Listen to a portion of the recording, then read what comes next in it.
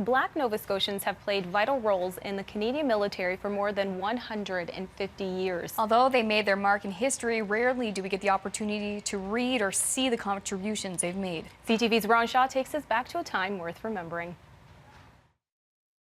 The phrases echo through history. The Bloody Somme, Passchendaele, Vimy Ridge, the liberation of Holland, Salerno, D-Day in Normandy. But in the old film, we mostly see white faces.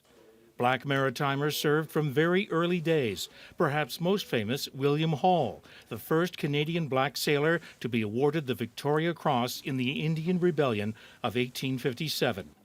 Retired soldier Cyril Clayton says too many who served are not remembered. Most of the heroic deeds by minorities are not well preserved. It's only recently that many of them have surfaced.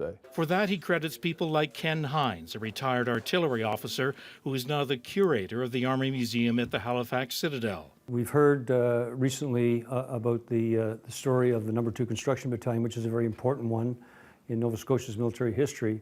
And beyond that, some 2,000 other black soldiers served in the Canadian Army during the First World War. The stories of these heroes may not have always been part of official histories, but they were preserved by their descendants, generation after generation. There was Private William Pelly of the West Nova Scotia Regiment. He received the Military Medal at Potenza, Italy, for saving his commander and fighting off a counterattack, setting up a major victory. His action in fighting off the German counterattack allowed a successful sector of the American Fifth Army to take their objectives. Black soldiers fought on two fronts, against the enemy and against racism. The old expression they had to fight is a true one because institutional racism was rampant at that time. It's a different story in 2016. Lieutenant Commander Paul Smith, whose family lives in Nova Scotia, is the first black commanding officer in the 106-year history of the Royal Canadian Navy.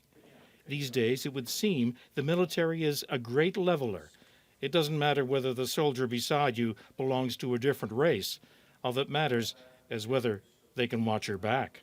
Ron Shaw, CTV News, Halifax.